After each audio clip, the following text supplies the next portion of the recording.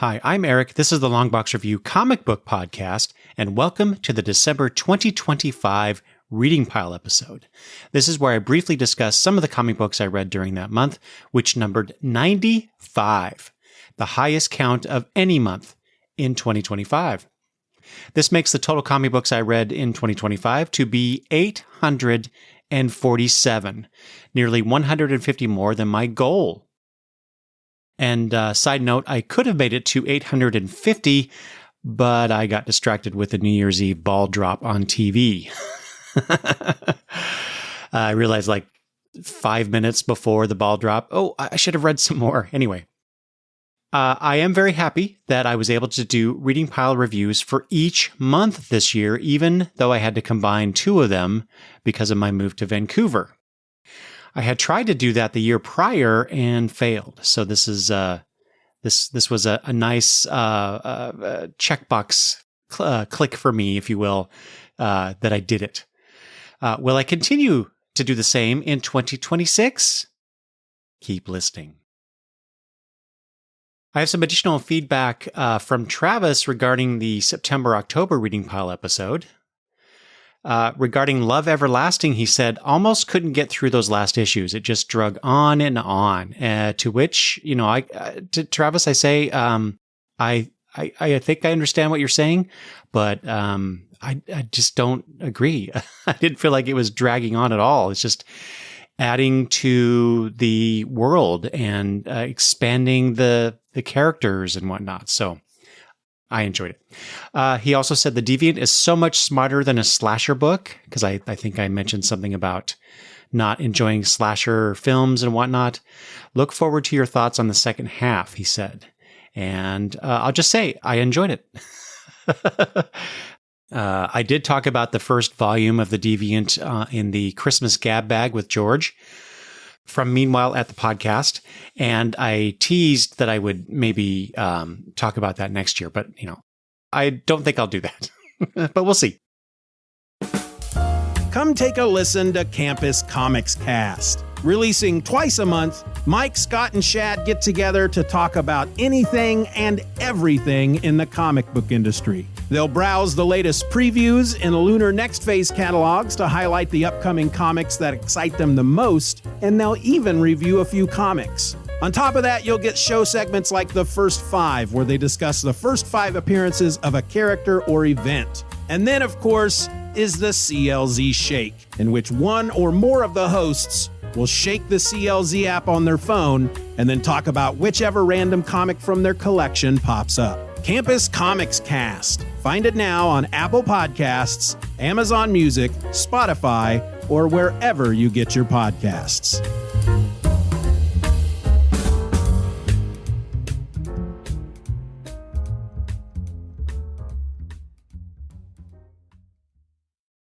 So even though I read 95 comic books, I'm not going to be talking about 95 comic books. But for the ones I am talking about, I'm starting with But You Have Friends. And this was put out in 2023 by Top Shelf. It's by Amelia Mackenzie. When I saw the cover of this book at Krampus Comics in Leavenworth, Washington, over the holidays, it shows 2 women sitting in chairs in a small room with one of them saying to the other, "But you have friends." I knew it was about mental health in some way, and I had to get it, and indeed it is. Here's the description for the book. Amelia first met Charlotte in their school locker room in the late 90s. They quickly bonded over indie music, feminist literature, a love of purple, and a shared sense of outsiderness. Their joyful, intense friendship evolved through the years until Charlotte died in 2018 following a long struggle with depression. Now, Amelia assembles her memories into a graphic memoir reflecting on the bond they shared and the ways it shaped them. As they pass in and out of each other's lives, teenage ideals collide with adult realities, prompting reflections about the meaning of friendship. This book is a tender tribute to an irreplaceable friend and a sharply observed personal account of the aftermath of loss. It is also a humorous, candid memorial that will resonate with anyone who has ever loved. What sets this book apart from others like it that I have read, and I find myself drawn to such books now, is that it's not from the afflicted person's point of view. It's told from the friend's, one who first doesn't know about or later quite understand the depth of despair her friend is experiencing. It underscores the impact friends and family can or not have on people who suffer. It highlights our own insecurities about prying into someone's personal life or to what level we can support them. While I don't suffer from depression, I did go through an emotional roller coaster after my father died last year, on top of the anxiety I still deal with. And this book allowed me to see things from outside of myself for the first time, to see how my family and friends helped me and how I can return the favor with someone else who is in pain. Who says comics can't be transformational? So if this sounds interesting to you at all, I do recommend it. Something a lot less heavy is JSA 13. This starts the JSA Year 1 story with Gavin Guidry on art. This is more like it. I wouldn't be lying if I say I've only been reading this title up to this point to see if there are any connections between the first arc and this tale from the past. Because I knew that Gavin Guidry was coming onto the book and was a major reason for me to keep reading it. So far, no, that's not the case. But this Year 1 story, I've read 2 issues of that, just seems to be a standalone set during World War II story featuring the JSA characters that I love. And wonderfully drawn by Guidry. Batman and Robin, Year 1, number 12. So that series has wrapped up. And I loved it. I loved how Somni and Wade portrayed dark Gotham and Dick Grayson's innocence, the grim Batman, and a fatherly Bruce Wayne. More importantly, this shows the Batman and Robin team developing into a partnership. Robin isn't Batman's yes man. He has his own agency and isn't afraid to advocate for himself at the goddamn Batman. Sure, yeah, years later, as Dick grows older, there will be disagreements and tension as any father-son relationship has. But here, their story is just starting, and it's a brilliant one. I only hope any future interactions between Bruce and Dick reflect what was laid down in this series. And I've seen that, especially in Tom Taylor and Bruno Redondo's run on Nightwing, the interactions with Bruce and Dick in that, for sure. Maybe that had some... No, I doubt it. I'm sure this is, Mark Waid sees these characters like this, and so that's what he was portraying. Like I said, I hope they continue this relationship viewpoint.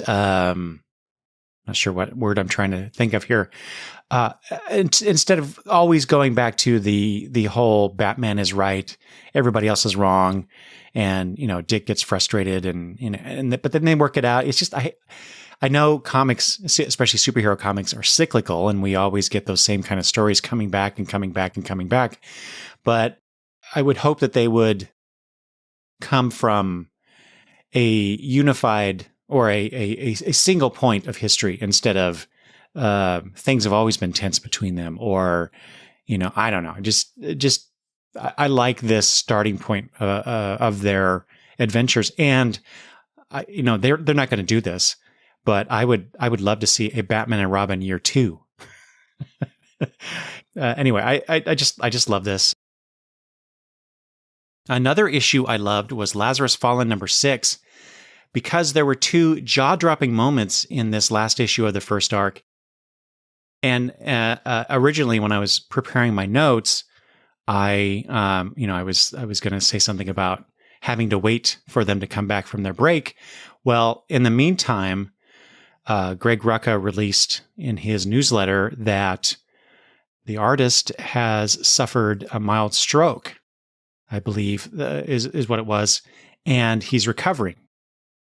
So, what that does to the weight, obviously it will increase it, but beyond that, we don't know yet. But things are looking good for Michael Lark. So yeah, I'm happy to wait for that. so that everybody is in the right space to finish this book, or not. That's a possibility as well. Anyway, back to the jaw-dropping moments. First was the reveal that Sonia Bittner, one of the Lazari, who has been pursuing Forever, and spoilers, okay? If you haven't read this yet, came to join Forever, not kill her. At least it looks that way. We'll see. And the fight scene we get in the sandstorm, where the dialogue is obstructed visually to depict sound being swallowed by the sand and the wind, was just extraordinary. Kudos to the artists involved and the letterer for making that work just beautifully. I've never seen something done like that before, I don't think. Second was the final page reveal of who sent the message to Forever all those years ago that set our hero on her journey of discovery. And again, spoilers! It is none other than her predecessor, Six. And it occurred to me that Six debuts in issue 6 of Lazarus Fallen. Could it be that issue 7 and 8 will focus more on Forever and Young Infinity in some way? 6, 7, 8? I'm sure that's just a stupid idea. I just love it when a story I've been reading and waiting for its return a few times for 12 years continues to surprise and delight me. All right, up next is Batman Dark Patterns, issues 10 through 12.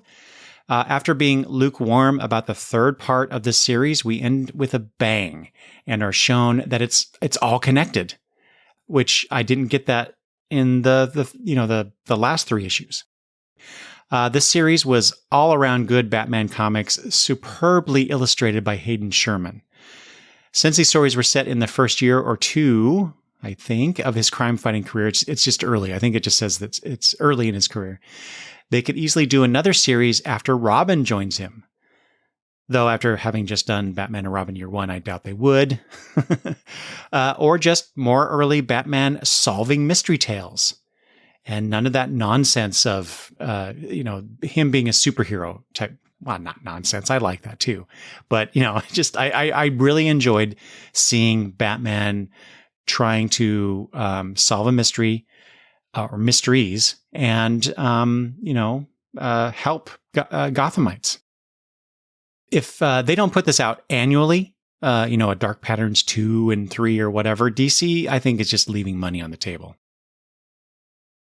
So one of the things I did after I moved here to Vancouver is I got a library card because they have access to Hoopla, which I did not have in the library system where I used to live.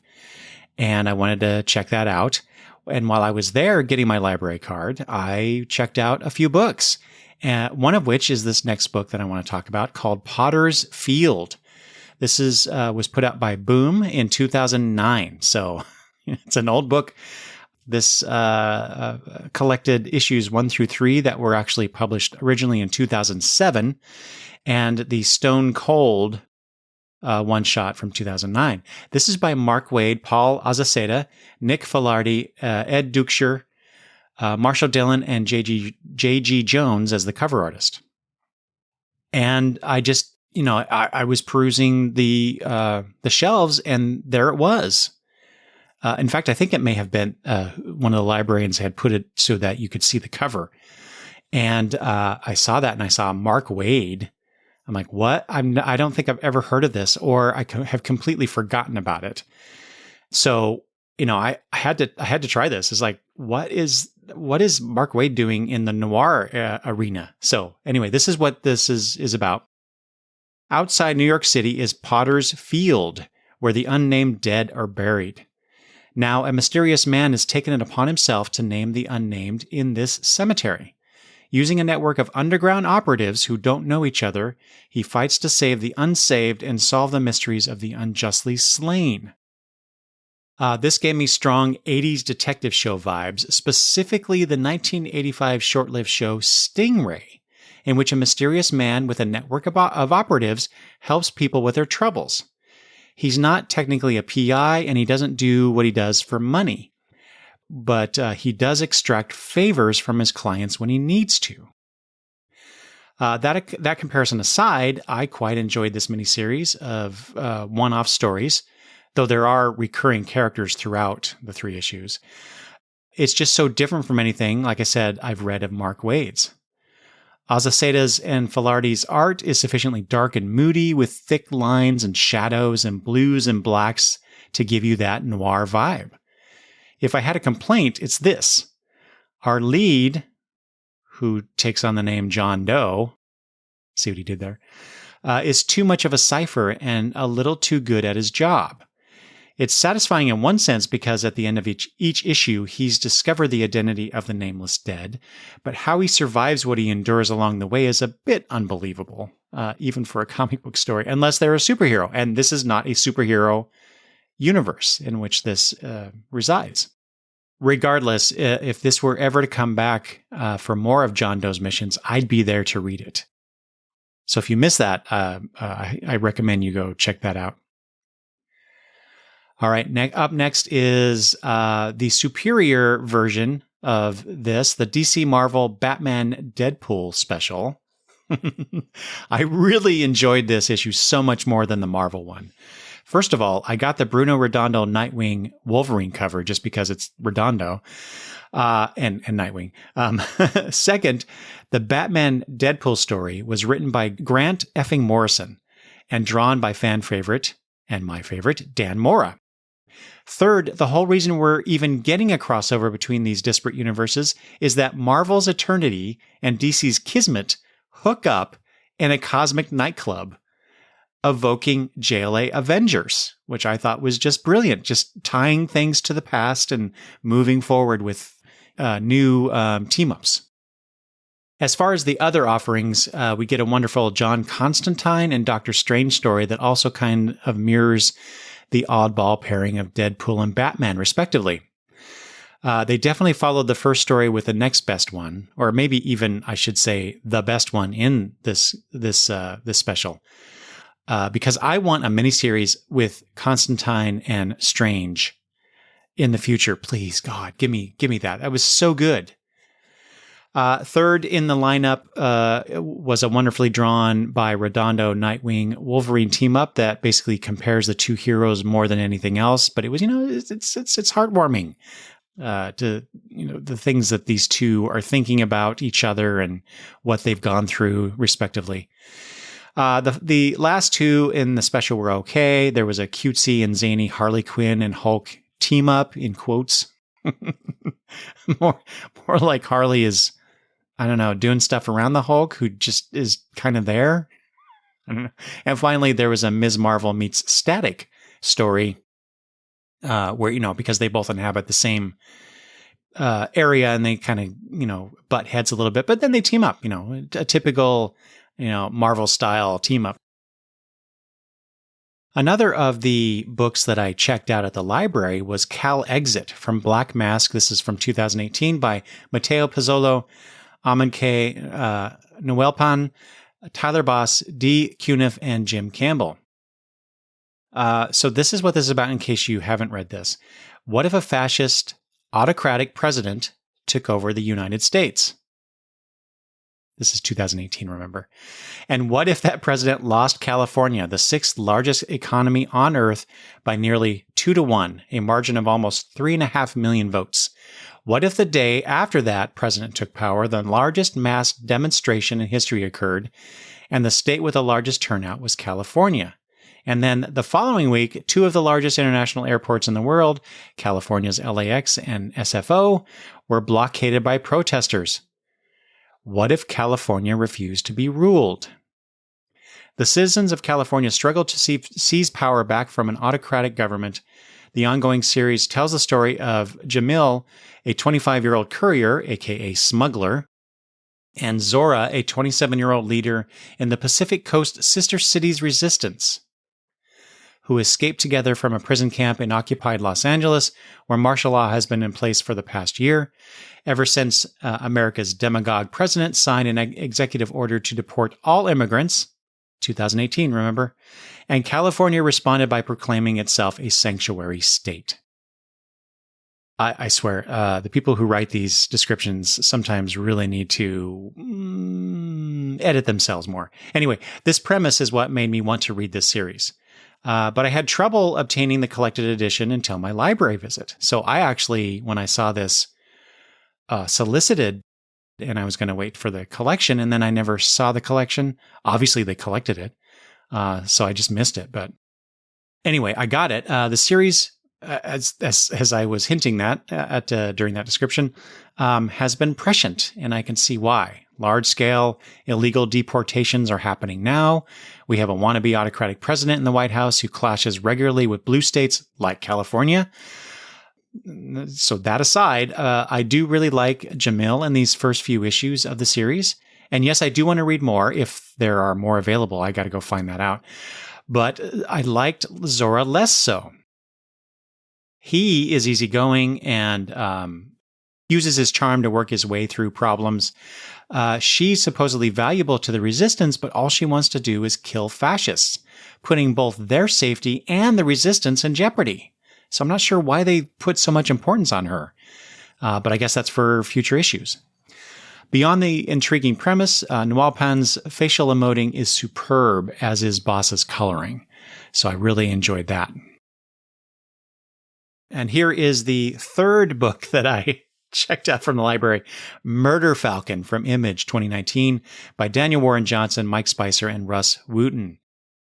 In case you missed this, it is about a world that is under attack by monsters, and Jake, his life is falling apart. No band, no girl, no future, until he meets Murder Falcon, who was sent from the heavy to destroy all evil, but he can't do it without Jake shredding up a storm. Now, with every chord Jake plays on his guitar, the power of metal fuels Murder Falcon into all-out kung fu fury on those that seek to conquer Earth. It's time to shred. So I remember seeing this in previews and thinking, a comic book about heavy metal and monsters? Nah. What a fool I was. I also recall hearing my buddy Travis, Oddfellow's Thoughts on YouTube, talking about how good this book was. And I should have listened to him. Anyway, fast forward to the last year or so, and I've read Do a Powerbomb and Wonder Woman Dead Earth by Johnson, and I see now. I see it. Whatever Johnson does is phenomenal. Oh, and I just read his story in the Absolute Batman Annual. So anyway, in this story, not only do you get a great adventure story, good versus evil, there's an emotional heart to this, just like in Do a Powerbomb, that undeniably resonates with you. Speaking of, I love how Johnson makes you think the tragedy in this story is one thing and deftly reveals something else. That is a mastery that he employs. There is a scene in this book where a character is recruited to be the lead singer of one of the bands, or the band, I can't remember now, who says she cannot sing, but she screams out the lyrics in the best death metal tradition, all her pain involving Jake in a fantastic 2-page spread that was so affecting. Almost made me cry. I love this so much that I will now seek it out to buy, as I will any Daniel Warren Johnson project in the future. And finally, the last book that I checked out from the library was Anthony Bourdain's Hungry Ghosts from Dark Horse in 2018. This was a collection of monster tales, all involving food in some way, told by chefs from around the world in the framing story. They were mostly okay. My favorite, though, was The Snow Woman, as illustrated by Irene Coe. The book was a nice distraction, especially to see the different illustrators' work, but it was too Tales from the Crypt-like for me, and not enough really there in the stories. They were just, quick, 5 or 6 pages of sort of trying to be scary, tales relating to food and the people involved. Anyway, the collection at the end, though, did include some Bourdain recipes like saffron risotto and pan-seared duck breast, which I'd love to try. Of course, I'd have to get the book. I had to return all those books to the library. Maybe it's on Hoopla. All right. Next is a very different kind of comic book. This is Ice Cream Man, the Mortal Coil Shuffle. If you missed this, I'm sorry. I'm also sorry if you got it, because how do we comic book fans file this in our collection? It's a comic book in the form of a deck of 55 playing cards. Even the box is in on the game with the sides that say, quote, "The deck is stacked," something that comes up a few times within the story. And on the flap is a message: "There's still time. Don't open this box." Once you ignore that warning and pull out the deck, it's similar to reading a comic book with guided view on, where you only see a panel at a time, with some prose to go along with it to really get you into the story. It is meant to be read in a particular order, but I'd hope that it would be told in such a way that shuffling the cards would get you a different story, or a change in it in some way. Basically a Dada comic. I also kept looking at each card to see if there were any clues as to something more than a cut-up comic book. But alas, I did not find anything, or I'm not smart enough to find it. It was a typical Ice Cream Man story with fantastical elements affecting people's lives and things ending badly. Regardless, it was an interesting experiment, and I'm glad I got this, even if I have no idea where I'm going to put it.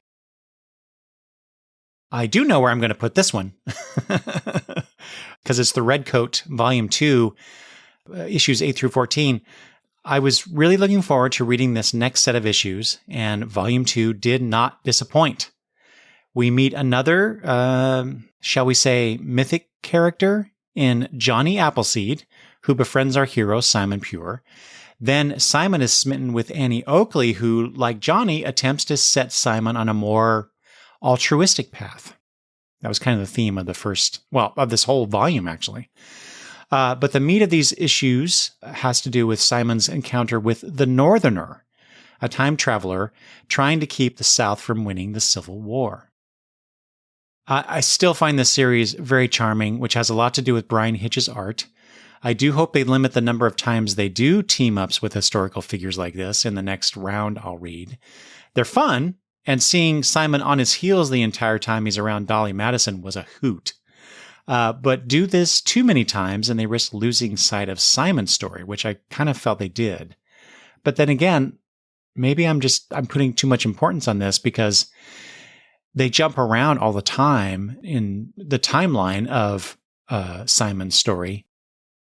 And we know he at least makes it to, I think it was the 50s in the previous volume. So anyway, I guess it doesn't really matter, but it's more about his interactions, his involvement in history, or lack thereof, depending on his mood.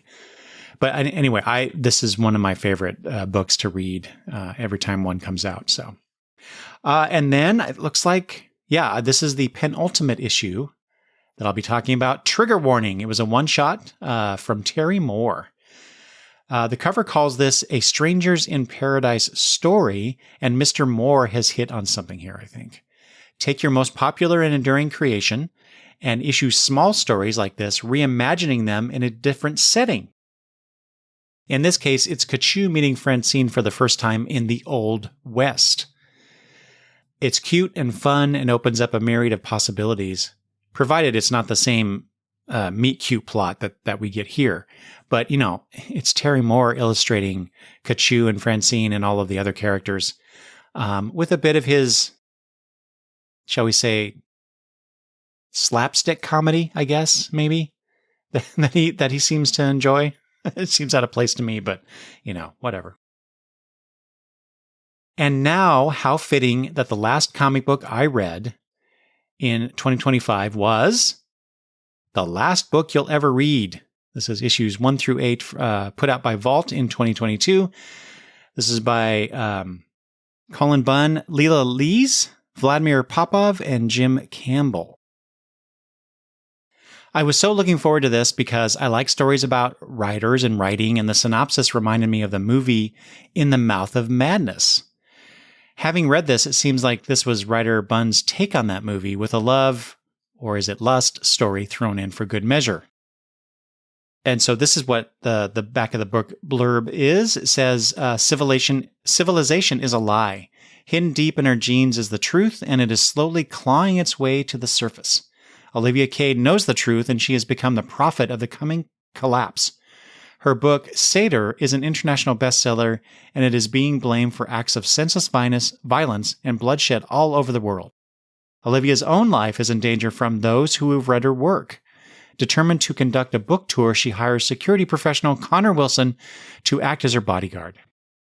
She only has one requirement. He cannot read her work. And yeah, there is also an in-story reference to the movie The Bodyguard.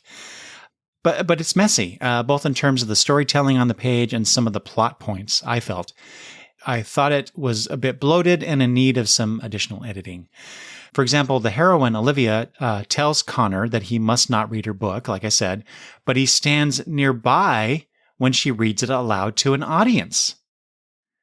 Or is the warning that you must actively read the words on the page? I don't know. It's not clear. And then there are two groups of affected people of this book. One group who wants to kill her for being the prophet of doom, and another who want her to join them in bringing about the end of the world as we know it. But both groups act and look the same in many points in the story, which maybe is the point. But visually, I was like, which group is this? Anyway. Also, Olivia is shown at times as a demon, like she has horns, her skin is red, she's got claws. You know, is she trying to help the second group? But if she is a demon, why don't the wild ones trying to kill her see her as that? Or maybe they do, but it's not clear. Is this all her bodyguard's fever dream? I don't know. Like I said, it felt very messy. Despite not ending the year on a high note with that last book, I did read these other comics, some good, a few not that great, but either way, they didn't make this episode's review cut. And I have a few comments, short comments for some of these. So Cheetah and Cheshire robbed the Justice League, number 3. So last time on the reading pile, I said I might have something to say about this issue, but having read through it again, I cannot recall why I said that. I will say, though, that I'm loving Scott's and Kwok's art in it. Batman number 3, Absolute Superman 13, Imperial number 3, Exceptional X-Men number 12. I'm sorry to say I got bored with that series, so I decided not to continue reading this after issue 12. Ultimate Spider-Man 20, New Avengers 3, Postal 16 through 25. I'm nearly done with that. I got to get back to it and finish it. Superman, the Kryptonite Spectrum number 4, Superman Red and Blue 2025 special. The Michael Walsh entry, All the Time in the World, was the best, in my opinion, in this one shot. You see the stress that even Superman feels trying to help as many people as he can. And boy, does Walsh draw a gorgeous Lois Lane. I hope DC continues to release these color specials periodically. Wonder Woman number 27, Batman and Superman, World's Finest number 45, New Gods number 12. Well, thank goodness that is over. The real question is, for me, what will DC do with the New Gods next? Because it said the New Gods will return at the end of the issue. Will they be involved in any way with this whole Dark Side Absolute universe? One World Under Doom number 8. Still loving that series. Batman 47, which was a facsimile. I'm finding I do not care for Golden Age Batman stories. They were not well done. Immortal Thor, issues 21 through 25, finishing this series off for me. Thor dies. Long live Sigurd Jarlson in the Mortal Thor. So I got to jump to that one. The Great British Bump Off, Kill or Be Quilt, 1 through 4. Stay tuned for a future episode covering this. Fantastic Four number 3, Justice League The Atom Project, 1 through 6. Out of the 3 minis spinning out of Absolute Power, The Question All Along the Watchtower, Challengers of the Unknown, and this one, I think I like The Atom Project the best. Absolute Wonder Woman number 14, Justice League Unlimited number 13, Flash number 27. I almost didn't finish this. It was so boring, or because I was reading it late at night in bed. I was too tired to really enjoy it.